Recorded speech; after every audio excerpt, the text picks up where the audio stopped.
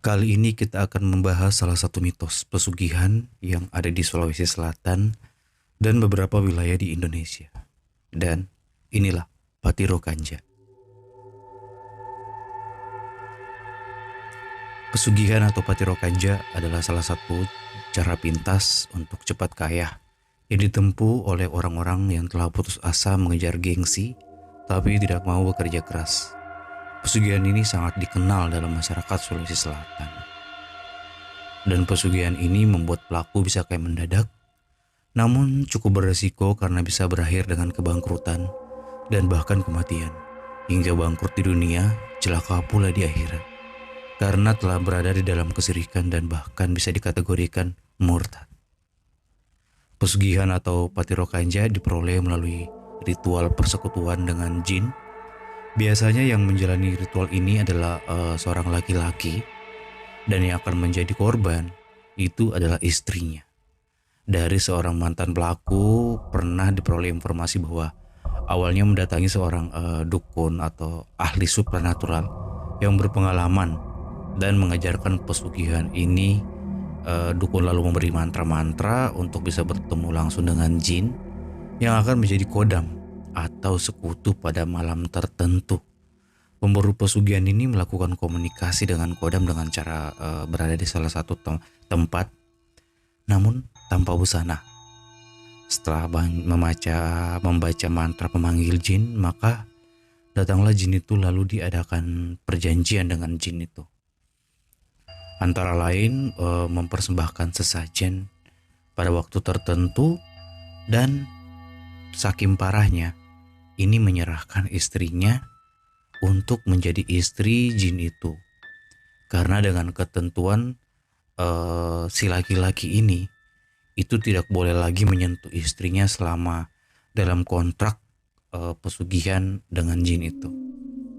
Dan bila setuju, maka pelaku atau orang yang ingin belajar ilmu patiro kanja ini itu wajib menyiapkan sesajen makanan 4 warna di dalam kamar dan dalam baku atau wadah sebagai tempat uang. Itu disimpan di belakang pintu biasanya. Nah, setelah sesajen tersedia dan si laki-laki membaca mantranya, maka biasanya datanglah jin menyamar sebagai si laki-laki. Jadi jinnya itu berubah wujud hampir sama dengan suami si korban ini. Jadi si laki-laki ini mendatangi kamar istri untuk menikmati sesajennya dan lain-lainnya. Dan yang masuk perjanjian, maka setelah malam pertama ini wadah yang telah disiapkan itu akan mulai terisi uang pemberian jin, dan setiap kali mendatangi istrinya maka bertambah pula isi bakulnya. Begitulah seterusnya selama masih dalam ikatan kontrak.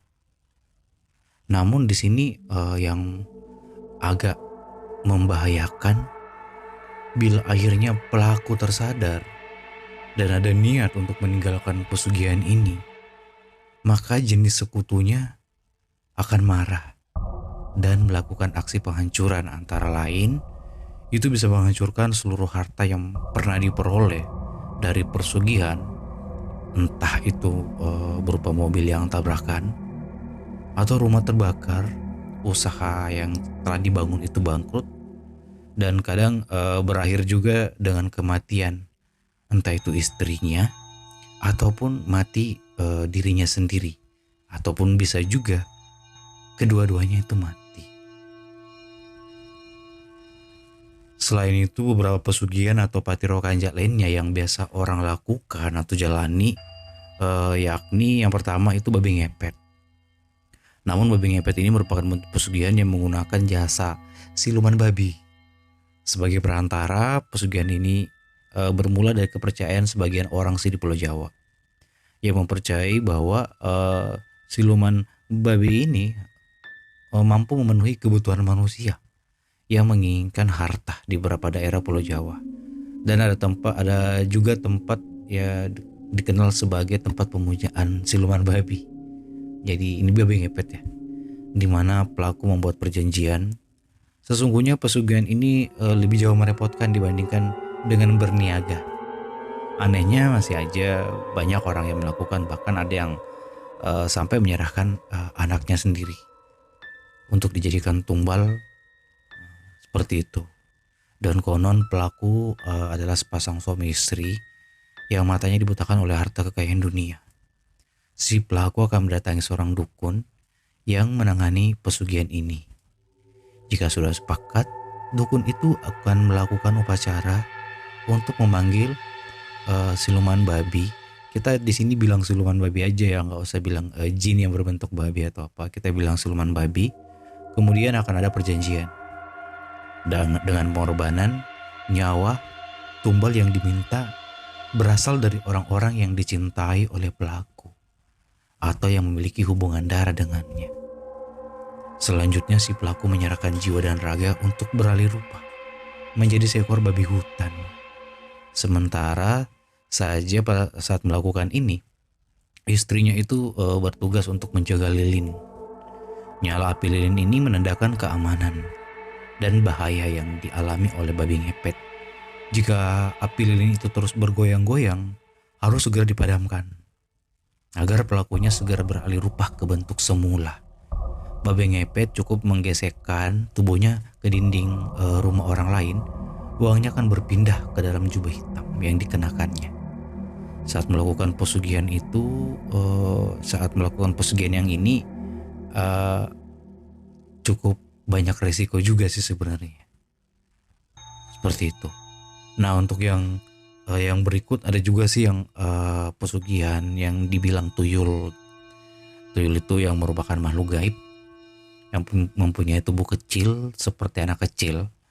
Manusia pada umumnya tuyul ini bisa dimanfaatkan oleh manusia untuk melakukan pesugihan, yakni dengan mencuri uang orang yang lain. Yang memelihara tuyul juga itu harus memperlakukan tuyul ini itu layaknya seperti anaknya. Jadi wajib menyediakan kamar, mainan, bahkan makanan dan menyusui, serta dibawa jalan-jalan. Jika kemauan tuyul sudah dituruti, biasanya akan disuruh untuk mengambil uang dari rumah ke rumah.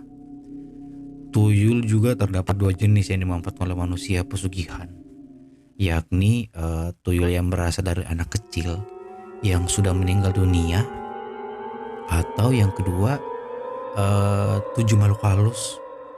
Tuyul itu berasal dari anak-anak seperti pada umumnya, tapi yang memiliki mata satu pada matanya, tapi itu tempatnya di jidat. Jadi yang matanya ini sebenarnya ada tiga, cuman ada tambahan satu di jidat, serta berkuping panjang, lancip, serta ada tanduk di kepalanya. Jadi ini jarang sih digambarkan di film-film, karena untuk tuyul yang seperti ini itu agak serem, nggak seperti tuyul-tuyul yang anak kecil biasa kita lihat di televisi. Ini lebih serem sih sebenarnya tuyulnya. Sebagainya tujuannya juga untuk memiliki kebiasaan seperti anak manusia pada umumnya, tetapi perilakunya agak jahat, galak, dan ganas. Serta selain itu, tuyul ini juga memiliki kekuatan gaib yang sangat tinggi, jadi sangat membahayakan bagi pemiliknya. Dapat diakui dari hasil mencuri, jenis ini memang tinggi, tetapi dia lebih mudah marah dan jahat. Jika keinginan tuyul yang tidak segera dituruti, dia akan menyerang pemiliknya dan bahkan bisa sampai membunuhnya dengan tragis. Seperti anak manusia, tuyul juga minum susu, tetapi nafsu minum susu dan daya hisap tuyul sangat kuat. Selain meminum ASI dari wanita yang menyusuinya, dia juga menghisap darah wanita tersebut. Jika wanita tersebut tidak mengeluarkan air susunya lagi, dia akan merasa kesakitan, kurus, dan lemah. Jika sang pemelihara tuyul tidak memiliki anak, dia akan merasa cemburu ketika memiliki anak, ketika yang memelihara itu memiliki anak, dan cenderung akan mencelakai, bahkan membunuhnya.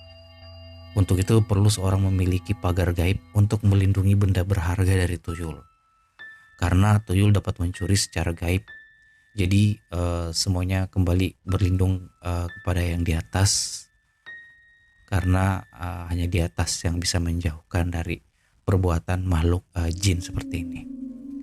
Oke, jadi mungkin cukup cukup untuk konten kali ini. Kita membahas tentang pesugihan atau Patiro Kanja yang sangat terkenal di Sulawesi Selatan. Semoga bermanfaat dan jika ada kesalahan mohon dimaafkan. Tetap ikuti konten-konten kami selanjutnya di channel Cerita Denis, Mari Berwisata, Sejarah dan Budaya. Wassalamualaikum warahmatullahi wabarakatuh.